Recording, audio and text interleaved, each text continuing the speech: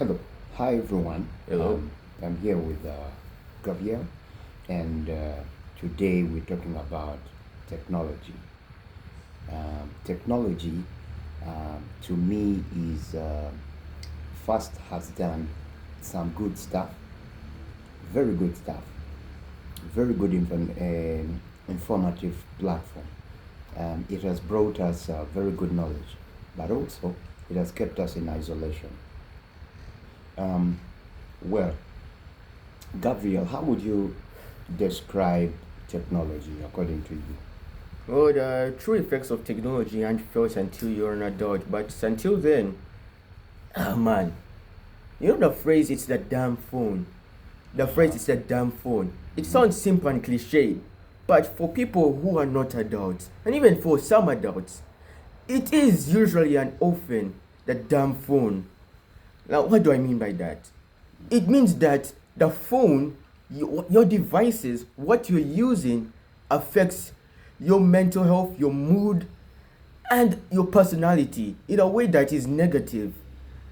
Now, I'm not advocating for the banning of devices for people who are under 18, but just to Yep. be some at least some restriction either from their parents or the government, because the way these people just go online on their websites, WhatsApp, Instagram groups, and then come and cyberbully people and slander their names.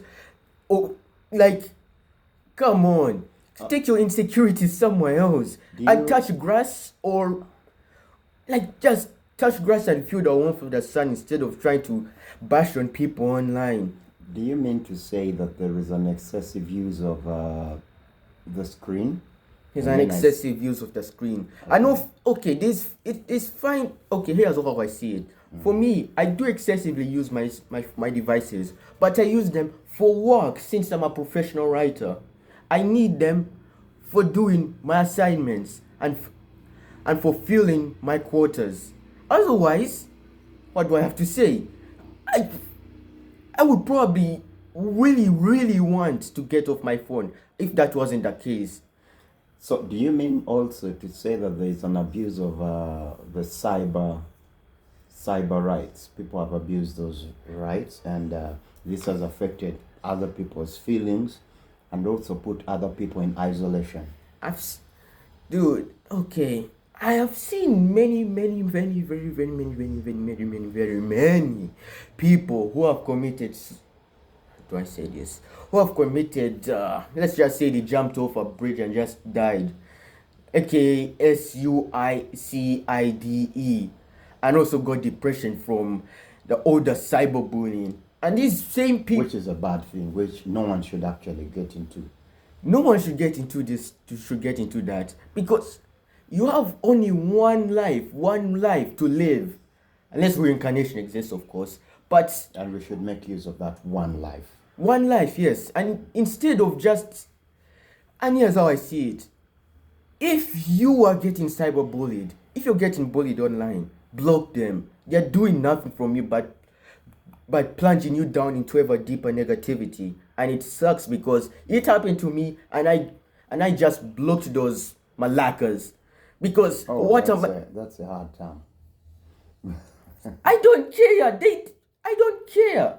They did it to me. So what am I supposed to do? Treat them kindly? No. They just they're just annoying and piss me off. Um, okay, guys, forgive his hard language. That's very hard language. He's trying to express himself on the issue of technology. So technology has also made us isolated and kept us from our immediate surrounding. Do you mean to say that? I mean, for my job, I don't really require to go out because I'm really just self-employed. But yeah, for other people, most people actually, yeah, it does keep us from going outside. Like, okay, there's one thing I've noticed. You know TikTok, right? Yeah. The app that fries your dopamine receptors.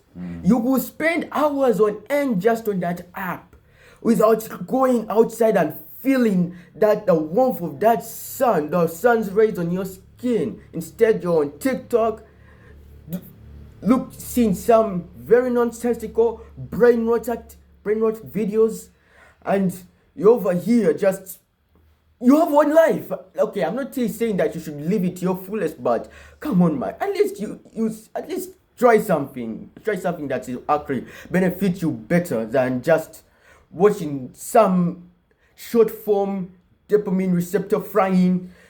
Like, Okay. How can technology be of benefit to us?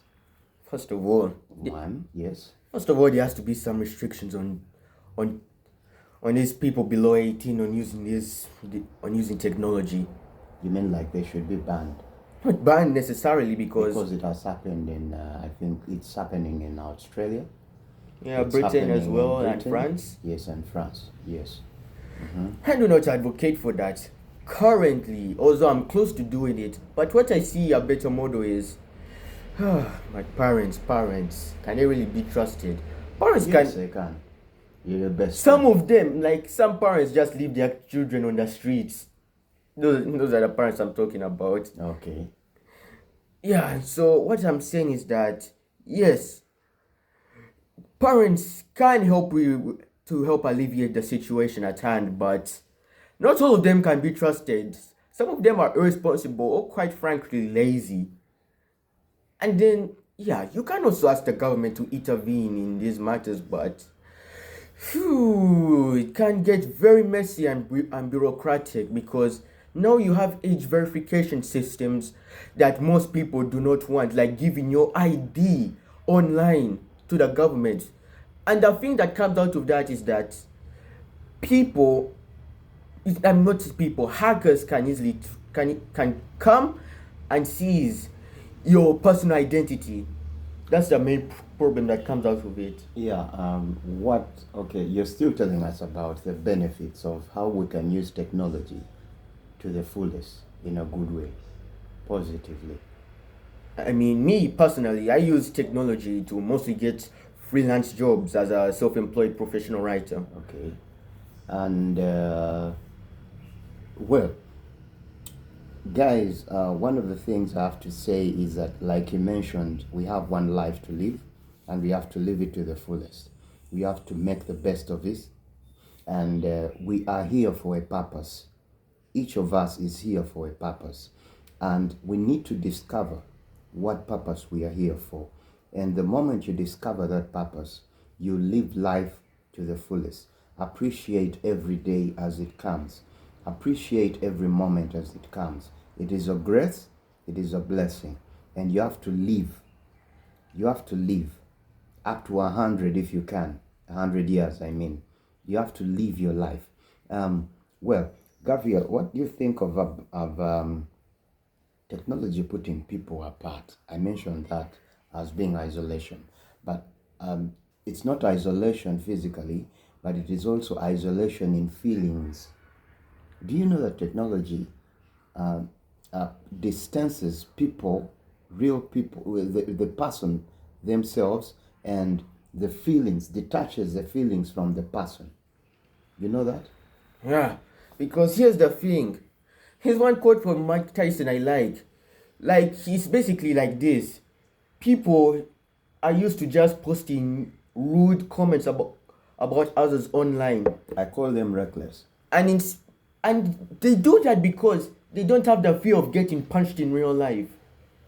Otherwise, if you did that to me, okay, I'm not saying I'll do it, but if it's rude enough, man, sometimes I just can't control my emotions because if it's rude enough, we can have a full-on fight right there and then. Which is not good. Which is not good, but Getting physical is not good. It isn't good. But please remember, if you provoke someone to a point that they feel that that you have violated them, to the point that they have to come and act upon their will. Now, it's just your fault. Don't blame it. Don't blame anyone else. It's just your fault. Now, when you look at technology and the benefits, there are really very many benefits, and we can use it to. What do you say about AI? AI, man. AI. I don't know, but in schools it's kind of mixed about AI. But for me personally, as a professional writer, for me I use AI to check for any like I don't use it to write my work, by the way. I use it to like give feedback on it, because I need someone to critique my works and provide reliable, well thought, sustained, critically thought comments on my work. Otherwise, I'll stagnate more. Like my works would take even longer to improve. And AI such as ChatGPT is helping me a lot on that front. So you discourage people's addiction to AI AI, in a way when it comes to things like critical thinking and then creative thinking. yes, Think for yourself. you think for yourself. You have a brain. You have that brain, and it isn't there for no reason. All right. It's supposed to shape you. Your brain is supposed to shape you. Not AI. It isn't you, and it doesn't Exactly. control you. Do not Exactly. bend to it. Just use it. It's just a surplus tool in your life, not something that is supposed to be that is supposed to be. How do I say it? Like the core fundamental principle of your entire being and existence. Okay, so how are people supposed to be? How are people supposed to engage with technology? How are people supposed to engage with technology? Yes. First of all, quit the cyberbullying and go outside, bro. Go outside. What are you doing? Trying to, how do I say this?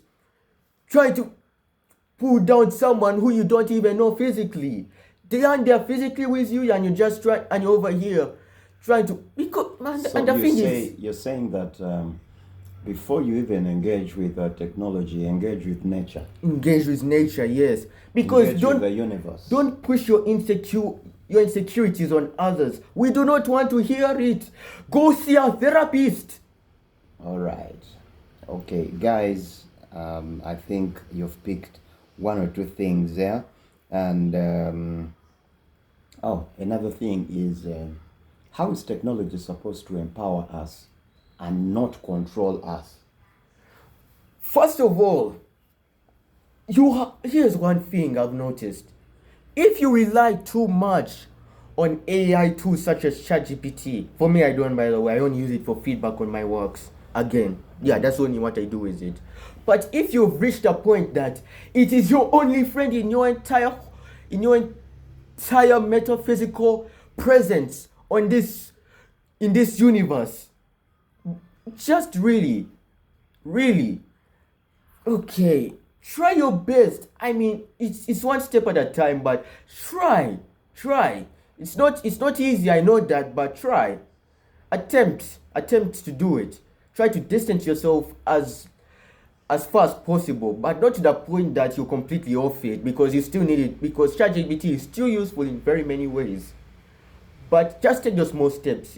It will probably take a long time, but it will be good. It will be great in the end. And just go outside and try to interact with people. But it's introverts, and then again, there's introverts. But you can interact online. Yes, I'm not saying it's a necessary that it's a bad thing. The problem, it comes to a bad thing. It comes to being a terrible, like it's terrible, and it's basically and how do I say this, an illness in a way, because now it affects people in a way that you will get depressed and go jump off a bridge because of some, how do I say this, Which is a very, very bad thing. We shouldn't even go there, okay? Because that is so bad. But we're focusing on how we can get very empowered. yes. And then how do you see technology 10 years, 15 years, 20 years? Look at yourself at 60, 70 years. What do you think technology will have a contribution on you to? First of all, I hope you still be alive by then. You will. We No, shall. you. Me. Of course I will. Because 70 years later, I'm looking at that. let's hope, let's have faith. Of course, faith and hope, two things you mentioned. Which is better, faith or hope? Faith is like, hope is like, it's more abstract and more like what people feel like when they're in distress, and just instead of improving their life, they're like, let me just have hope, let me just have hope. When faith is just you, it's a You binding believe. agreement You believe. with it's a binding agreement with yourself.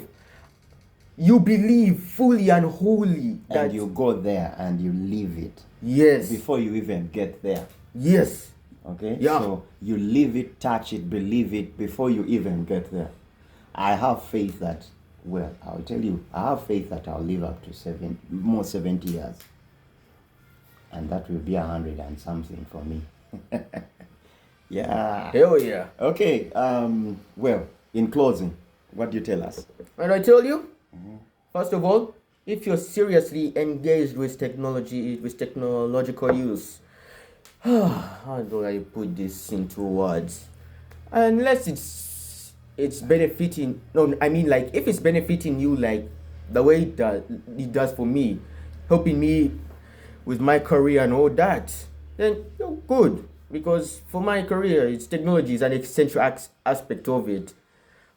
But if you're just using technology to just cyberbully and just check up on short form videos that do nothing for you in your entire life, save for frying your dopamine receptors and making you happy all day long, yeah, man. All I have to say again, go see the sun, try painting or something, do right, maybe right like I do. Look at fish. trees. Yeah, because even these small things, these things you might see as small, they are so beautiful. Very beautiful. Very much so. You breathe the air. Okay, we've not broken down how dangerous each type of technology can be, each form of technology can be. We've not broken that down because there are lots of forms of technology, lots of forms. You only know those from the point of view of where you are, but there is lots of them out there that if you went into that, you would be very shocked. You would be very, very shocked. But I'm glad that we've talked about AI, which we all are getting affected. And by the way, in this podcast on technology, we're mainly talking about technology in civilian stroke social life, not in other aspects like the military or politics. Yes, exactly. Okay, that's why I said we only are looking at something very small and social. Okay, so guys, hope you enjoy this. Thank you so much. Remember to like, subscribe, and comment so that we can hear your thoughts and opinions. You're also free to critique, but please, I hope you know, don't throw personal insults. All right. Because I am sick of because okay, no, I have to say this. I've been through a lot, especially from my old school. So if I see another personal insult, I won't hesitate to just remove you off my YouTube channel. I mean our YouTube channel. Okay, it's okay. Thank you. Bye-bye. Bye. And have a lovely day and do things outside, yeah.